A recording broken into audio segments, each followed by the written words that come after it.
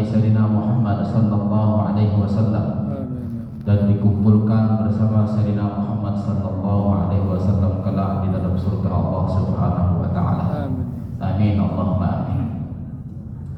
Bapak Ibu yang dirahmati dan dimuliakan oleh Allah Subhanahu wa taala, kalau kita melihat fenomena di akhir-akhir bulan Ramadan, maka kita akan melihat masjid-masjid semakin sunyi, kecuali Masjid An-Nazirin. Alhamdulillah masih ramai.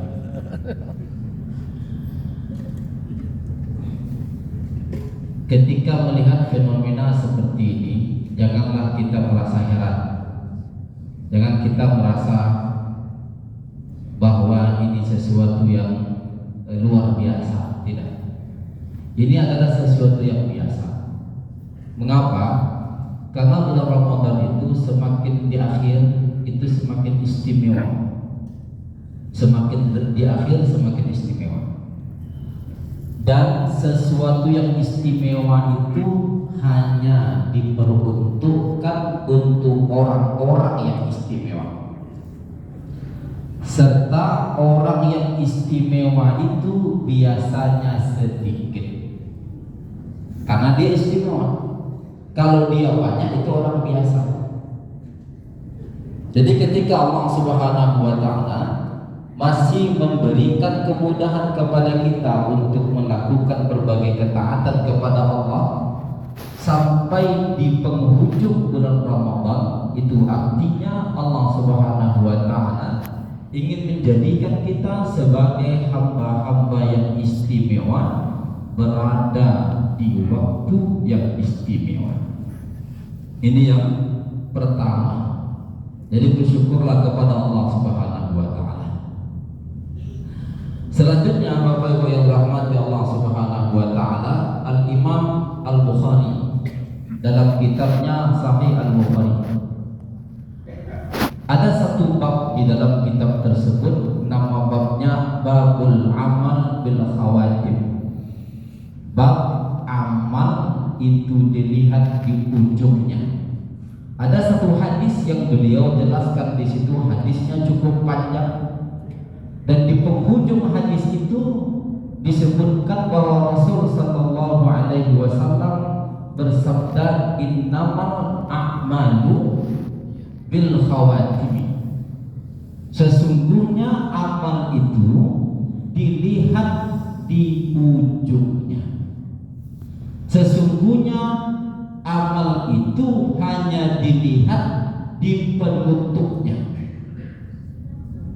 Sehingga para ulama kita menyimpulkan bahwa amal soleh yang dilakukan oleh seseorang itu sesungguhnya dalam rangka supaya akhir hayatnya itu baik, supaya akhir waktunya itu baik, supaya mengantarkan dia pada husnul khotimah.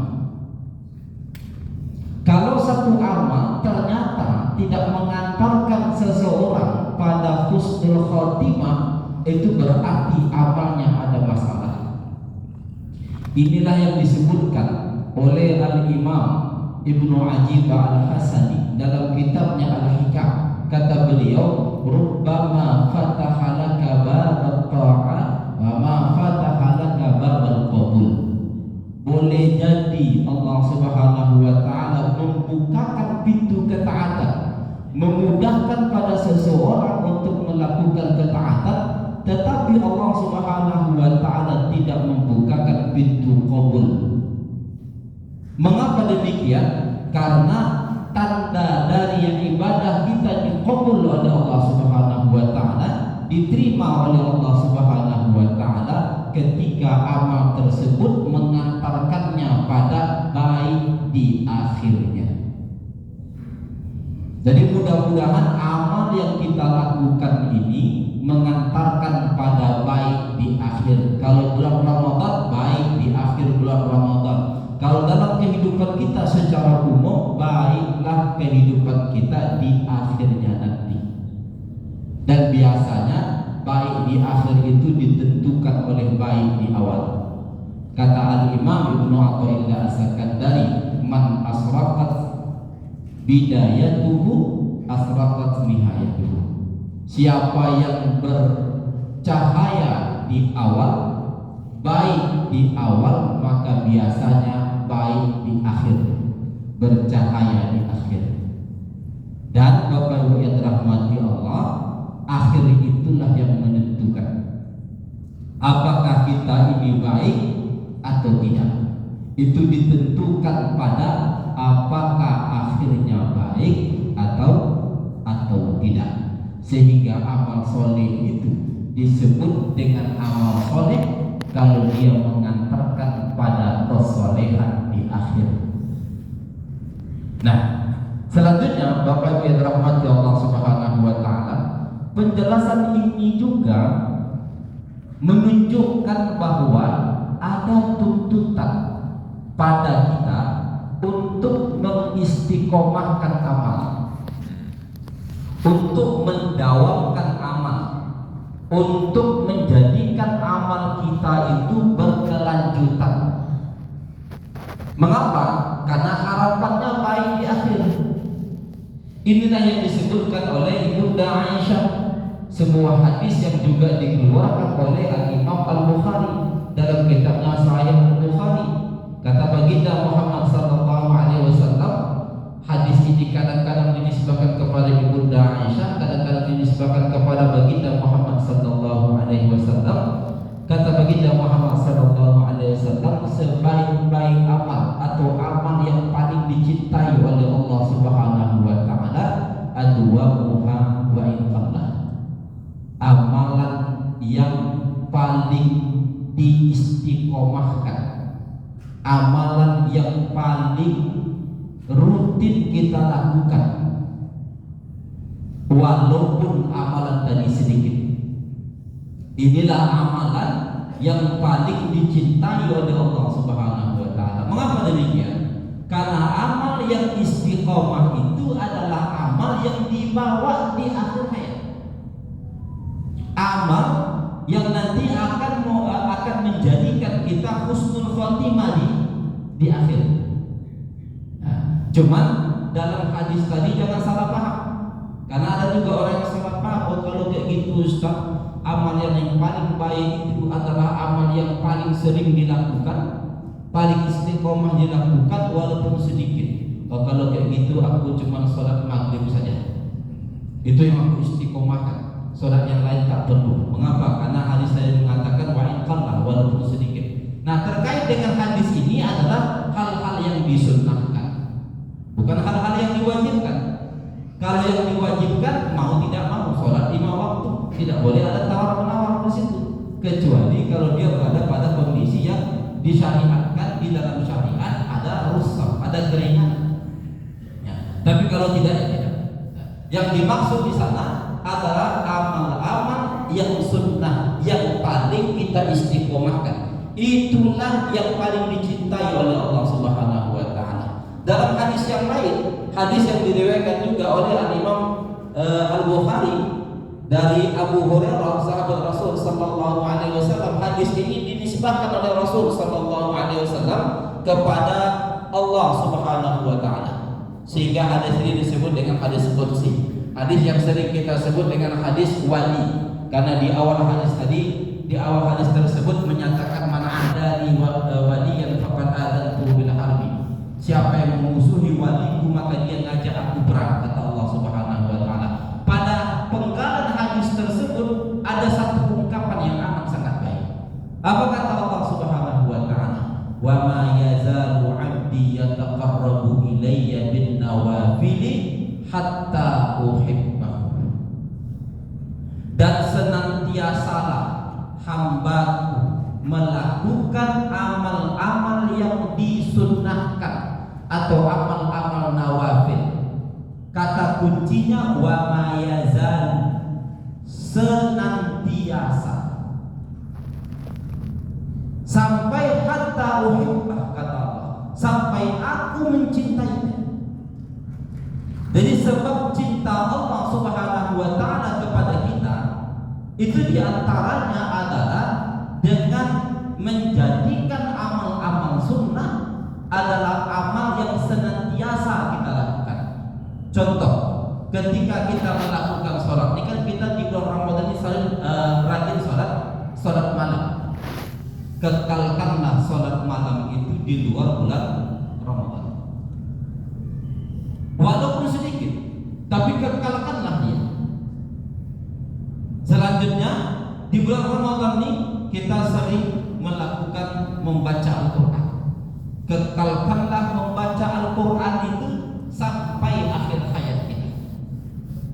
Jadi mengistiqomahkan amal sunnah. Bulan Ramadan ini tidak lain adalah satu bulan yang mendidik kita untuk dapat mengistiqomahkan amal. Ketika di luar bulan Ramadan nanti, amal-amal yang kita istiqomahkan, yang kita latih di bulan Ramadan ini, itu akan kita istiqomahkan di luar bulan Ramadan. Kita diajarkan untuk berpuasa di siang hari selama 30 hari insya Allah. Langgengkanlah itu nanti di luar bulan Ramadan, walaupun hanya puasa 3 hari dalam satu bulan, atau bahkan 1 hari dalam 1 bulan, atau yang lebih baik puasa Senin dan puasa Kamis, dan begitulah seterusnya sampai di akhir hayat kita. Nah, inilah yang disebut dengan ahabbul amal yang paling dicintai oleh Allah Subhanahu wa taala. Nah, hatta uhibbah, sampai Allah Subhanahu wa taala mencintai kita. Dan yang disebut dengan istiqomah itu Bapak Ibu yang dirahmati Allah, tidak hanya dia melakukan setahun 2 tahun, tetapi ada rasa di dalam dirinya tidak bisa dia lepas dari amal tersebut. Itulah istiqomah. Ketika lepas amal itu dari dia, ada sesuatu yang mengganggu di dalam jiwanya, sehingga dia akan mengejarnya kembali. Ketika dia tidak sanggup melakukannya, maka ada kerinduan di dalam hatinya untuk melakukan amal tersebut. Itulah yang disebut dengan istiqomah dalam melakukan amal tersebut. Nah, ketika itu ada pada diri seseorang, maka saatnya Allah Subhanahu wa taala mencintai orang tersebut. Dan kata Allah Subhanahu wa taala, "Fa idza ahbabtu", kalau aku sudah mencintainya, kuntu sam'ahu alladhi yasma'u bihi, wa basarahu alladhi yubsiru bihi, wa yadahu allati yabtishu biha, wa rijlahu allati yamshi biha. Kalau aku sudah mencintainya, kata Allah Subhanahu wa taala, aku yang menjadi pendengarannya ketika dia mendengar, aku yang menjadi penglihatannya ketika dia melihat, aku yang menjadi tangannya ketika dia menggenggam, aku yang menjadi kakinya ketika dia melangkah.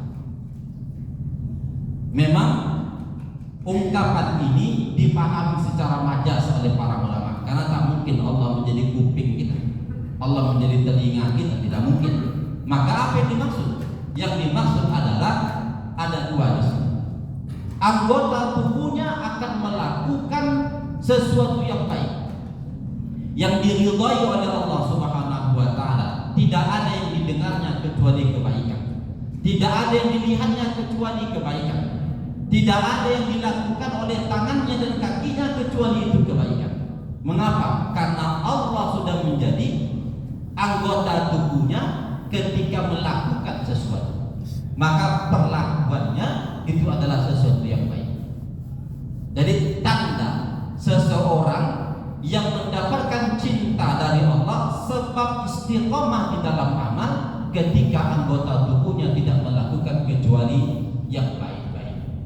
Atau dengan makna yang kedua, ini sering dimaknai oleh ulama-ulama tasawuf, bahwa Allah yang menjadi kupingnya, pendengarannya ketika dia mendengar, artinya dia akan mendengar pada sesuatu yang luar biasa. Allah yang akan menjadi penglihatannya ketika dia melihat, artinya dia melihat pada sesuatu yang luar biasa. Begitu juga tangannya melakukan sesuatu, kakinya melangkah, itu berada pada sesuatu yang luar biasa. Ketika orang hanya bisa mendengar suara, dia sudah bisa mendengar yang tidak bersuara. Ketika seseorang melihat pada dilihat oleh mata kasarnya, maka dia sudah bisa melihat sesuatu di sebalik benda-benda kasar tersebut. Ketika tangan manusia melakukan sesuatu yang biasa, maka dia melakukan sesuatu yang luar biasa dengan tangannya. Nah, itulah yang kita sebut dengan karamat, yang sering terjadi pada orang-orang yang dicintai oleh Allah Subhanahu wa taala dari wali-wali Allah Subhanahu wa taala. Nah, artinya apa? Artinya bahwa orang yang dicintai oleh Allah Subhanahu wa taala itu memiliki tanda-tanda tadi. Dan mengapa Allah mencintai dia? Satu dari sebab yang dilakukan oleh manusia, walaupun Allah tidak membutuhkan sebab, adalah ketika dia mengistiqomahkan satu amal sunnah, diistiqomahkannya sampai dia tidak bisa lepas dari amal tersebut. Dan ini juga makna dari surat Fussilat, surat yang ke-41 ayat 30 hingga ayat ke-31, bahwa Allah Subhanahu wa taala menyatakan, innal ladzina qalu rabbunallah tsumma istaqamu tatanazzalu alaihimul malaikatu alla takhafu wa la tahzanu. Pada ayat berikutnya, nahnu awliya'ukum fil hayatid dunya wa fil akhirah. Sesungguhnya orang yang menyatakan Tuhannya Allah, lalu dia melakukan perintah-perintah Allah dan diistiqomahkan, maka apa kata Allah? Turun malaikat kepada mereka untuk meneguhkan hati mereka. Jangan kau takut, jangan kau bersedih. Jadi apa saja yang dihadapinya, dia tidak akan pernah takut. Apa saja yang dialaminya tidak akan pernah membuatnya bersedih, karena sudah diteguhkan oleh malaikat Allah Subhanahu wa taala. Lalu malaikat menyatakan, nahnu awliya'ukum fil hayatid dunya. Kami yang menjadi penolongmu di dunia, di kehidupan dunia ini, wa fil akhirah, dan nanti di akhir. Artinya ada perlindungan kepada hamba yang seperti ini dari Allah dan dari para malaikat Allah Subhanahu wa taala. Mudah-mudahan kita dengan amal yang kita istiqomahkan di bulan Ramadan ini hingga akhirnya nanti menjadi kebiasaan bagi kita untuk melakukan amal-amal tersebut di luar bulan Ramadan. Kita istiqomahkan sampai akhirnya Allah Subhanahu wa taala mencintai kita. Mudah-mudahan kita menjadi hamba-hamba Allah yang dicintai oleh Allah Subhanahu wa taala. Demikian, wassalamualaikum warahmatullahi wabarakatuh.